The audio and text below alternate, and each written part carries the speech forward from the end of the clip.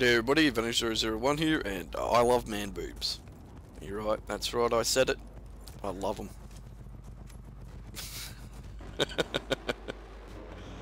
So I'm playing Arica Harbour here today. Quite a interesting little Arica. It's probably the highest score I've gotten a defense on Arica in a while. It's not a really excessively high score, but... So yeah, not a bad game, so I thought I'd put it up. Put my mines down in the standard position here, and I was eating potato chips, if you're wondering why my aim was a bit fucked up there, because my finger was sliding all along the bloody controller. So, yeah. Actually, I was picking my nose and I had snot on there, and, you know, it was all slick on the controller, okay? I'll admit it. I gotta stop with the random shit, eh? It's getting a bit much. But yeah. Shoot my red barrels, I love them. I love them in the butt, they're great. So there you go, got a mine kill. I knew everybody always goes that way, so chuck your mines over there. Everybody does it. No one ever learns, you know, in this game. Everybody goes that way. They've been doing it since day one and they keep doing it. Everybody goes up in the hills as a sniper. Nobody ever thinks for a second, or maybe, just maybe, the guys with level 50 as their rank might know where we might go. But no. Everybody thinks they've got the tricky little spot. It's just not how it is. Now, Arica is a pretty difficult base to attack if you don't bring your tanks up quickly. And what I mean is, don't drive them in the middle of the base, but you have to bring them up and start, you know, hitting the front of their base, taking care of their tanks. If you sit back and just try to range in the crate, well, one thing, you're a pussy, and number two, you know, you're not going to get the crates. You'll get a crate. A crate's easy to get to take down with the tank, and we usually do that ourselves because B can be a real hard fight, so it's a good idea. You know, destructible building now. Look at this shit just sitting around here, and if I had an RPG then it would have just been great, and not an SMG would have been even better. If I had my fucking M4, I would have got all those guys with that thing. But I don't see this next guy that gets me here. I'm not sure where he came from. I think he was sitting up in the trees up to the left. Yeah, the medic. And he just came down and got me. Got both those bloody snipers up. One thing I noticed too, a lot of medics seem to hang around these bloody snipers because I don't know if they play in a squad or whatever, but they're getting them up, and you know, the sniper gets shot, the medic gets him up, and the sniper's back in the spot, and the medic gets him up again, and they get shot. I think that's a pretty pathetic way for a medic to spend his time, just getting up a bunch of Wookiees so they can sit in the same spot over and over again and, you know, get shot over and over again. Now, I go for the knife and then the bloody medic and the other guy appear, and that guy starts swinging around with his 9A91 and gets me. So they're pushing in on A. I really, you know, I know it's not a great idea to crate bash, but I don't consider bringing down a destructible building on a crate bashing. Now, when you do it to B crate, which has to be armed, if you sit back and range it in, now that is a pretty pussy move. But if it's a destructible building like A and the B crate on the second base, use your tanks, take those down, because the ones that aren't destructible are usually the hardest fight. So focus on getting those other ones out of the way first, and then moving on to your, you know, your non-destructibles. So probably should talk about the defense a bit. Now the shame is with this, they didn't try to push in quick enough.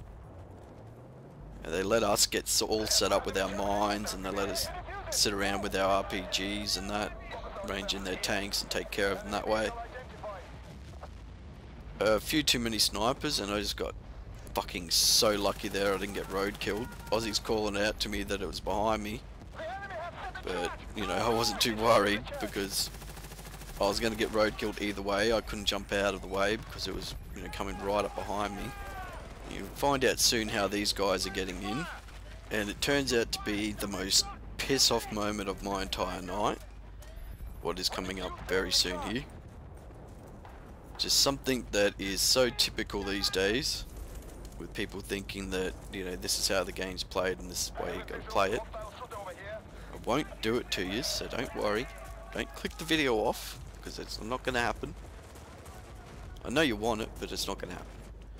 So this is how they're getting in here all the time to like A and B crate.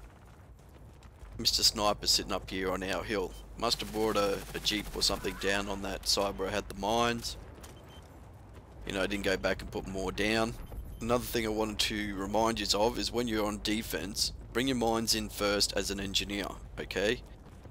Now, I typically go out and get killed so I can come back and switch over to my rockets. Now, it's not that much of a big deal. I can't believe that guy's sitting up on a rock like that and nobody spotted him already. But you see, these snipers, they all have a medic with them. It's the same guys that were down the front before. I just don't understand what the medic's, you know, is he just there to get them up all the time? But yeah, getting back to it. And then bring your rockets in. So you've got that two-tier defense. You have your mines down, and then you have, you know, your rockets on the ready for the tanks. So you got the, you know, a kind of double defense going there. It's a good little tactic to do that. Some people might not like taking the death to switch over to your rockets, but you know, you just wait until you do die and then just remind yourself, okay, well, now I've got to switch over to my rockets. If your mines haven't already gone, that is. But I'm, you know, determined to go up here and get these guys again, because I know they're sitting up there still because they had their medic with them and the medic would have got the snipers up.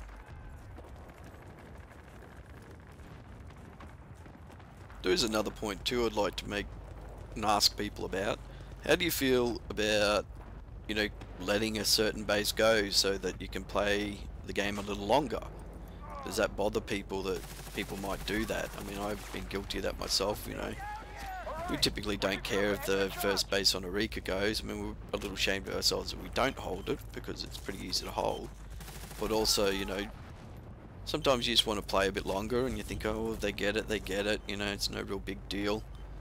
You can hold them at the town and, you know, it can backfire on you. There's certain bases, you know, the first base on Nelson Bay, we typically don't defend that because the A crate on the second base is 10 times easier to defend than two destructible buildings. Though I do have an example of that I might put up later where the attacking team tonight didn't even get the first two crates.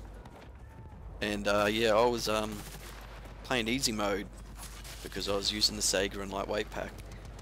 Now, I'm not sure if I'm going to get enough hate on that one to put it, you know. Might be a bit funny to put it up and see what people say.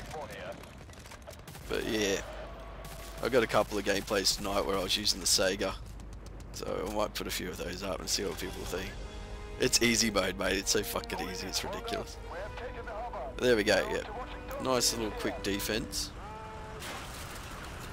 Wasn't too hard for us. So the blue guys did a nice job of moving in on the crates when they were armed and that, so we weren't typically worried about running back and defending them. It's good to have a good team, you know what I mean? So I'll catch us again next time, and thanks for watching.